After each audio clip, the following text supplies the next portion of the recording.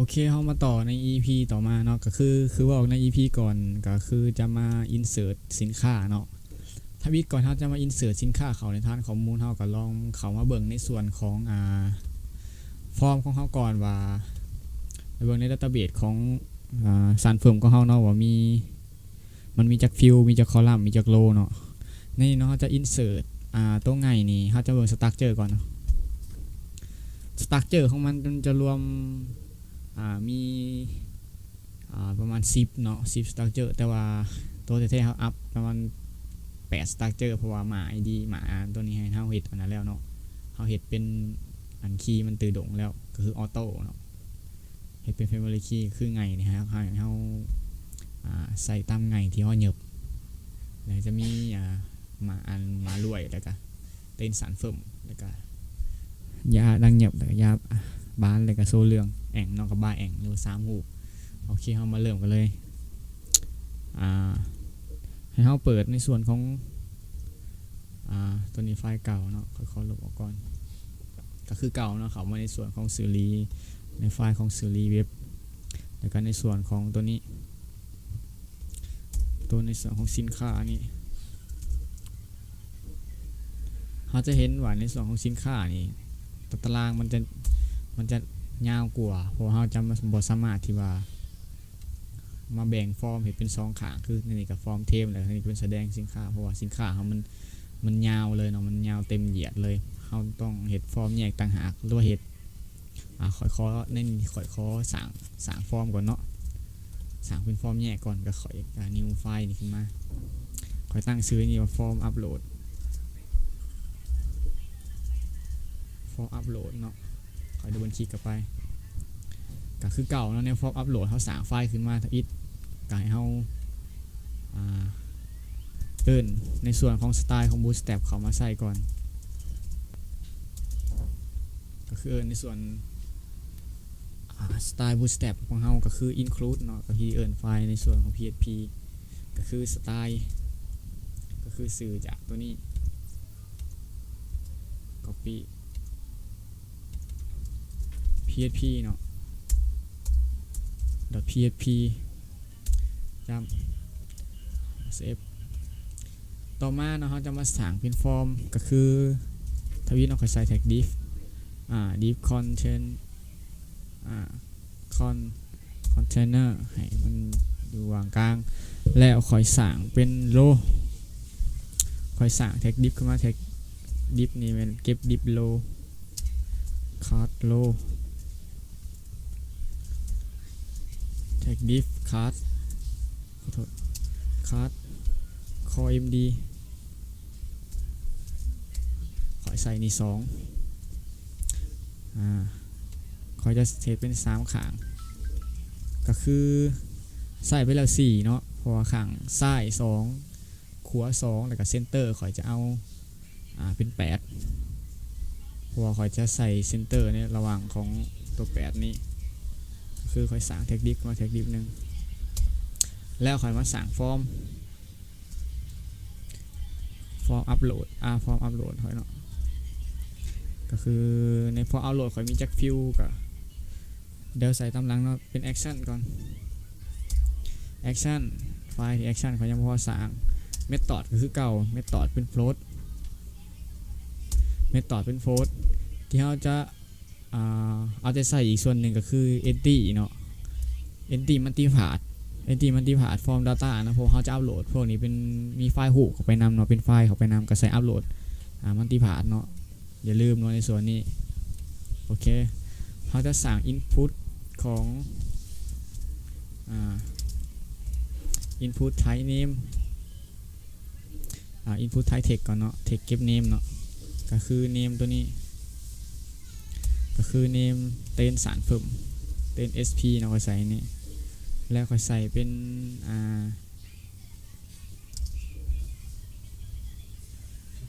passwordค่อยใส่ในนี้เป็นเต้นขอโทษสื่อสินค้าใช่เนาะสื่อสินค้าโอเคแล้วจากนั้นเราปิด ในส่วนของตัวนี้ BR ให้มันลงแถวคอนโทรล C 1 2 3 4 5 6 7เอามีอยู่จักอันเบิ่งก็เด้อ1อัปโหลดนี่คืออัปโหลดนี่ชนิดของหมาเนี่ยครับชื่อกับราคาโซเหลืองแองเนาะขออนุญาตก๊อปตัวนี้เลยในส่วนของ2 4 6โอเค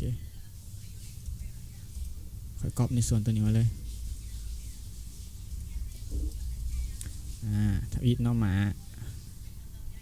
เดนตัวต่อมานี่เนมตัวนี้ก็เป็น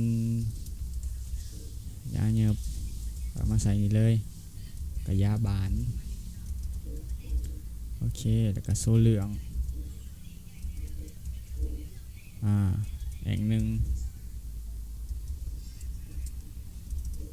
แอง2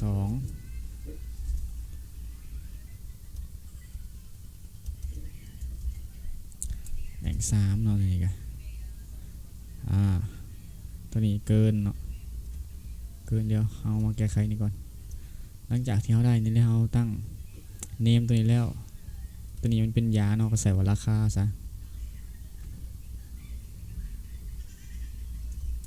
โอเคเราลบตัวนี้ออกใส่เป็นราคาหับ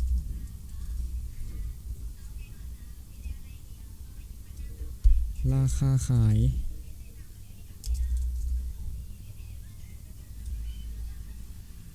จำนวนเดี๋ยวตัวนี้ก็ฮู้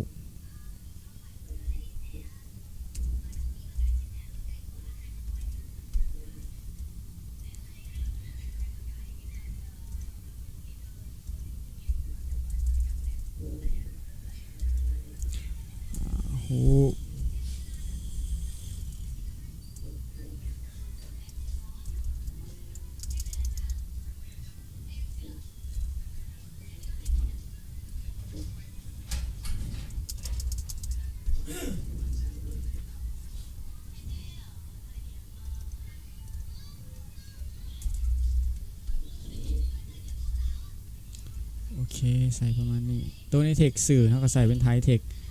ตัวในเทคยาเนี่ยเขาใส่เป็นนัมเบอร์เนาะขอโทษเดี๋ยวภาษาก่อนนัมเบอร์ตัวนี้ก็ใส่เป็นนัมเบอร์ถอยเป็นตัวเลขโซ่เหลืองกับนัมเบอร์ตัวนี้เนาะไทยตัวนี้ฮู้จะเป็นไฟล์อันนี้อัปโหลดไฟล์กันตัวนี้ก็เป็นไฟล์ตัวนี้เทคตัวนี้ให้เป็น submit เนาะพอใส่ปุ่ม submit เต้น submit แล้วก็ใส่ค่าในส่วนของ value ตัวนี้แมนเพิ่ม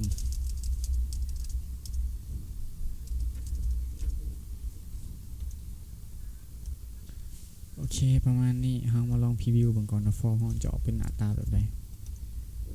เดี๋ยวขอลืมใส่ในส่วนของคาร์ดบูสเต็ปในคาร์ดส่วนของฟอร์มคอนโทรลขอโทษฟอร์มคอนโทรลโอเคขอก๊อปนี่มาเลยส่วนนี้คือการเนาะใส่คาร์ดมันวัดเราจะให้ตารางออกมางามตัวที่2ไฟล์รูปนี่ก็ใส่กันมีแต่ปุ่มเนาะปุ่มตัวนี้เราก็ใส่คาร์ดกันแต่เป็นคาร์ดของปุ่มคาร์ดปุ่มก็คือ btn ยาวาง btn info โอเคเซฟมาพรีวิวเบิ่งเนาะฟอร์มอัปโหลด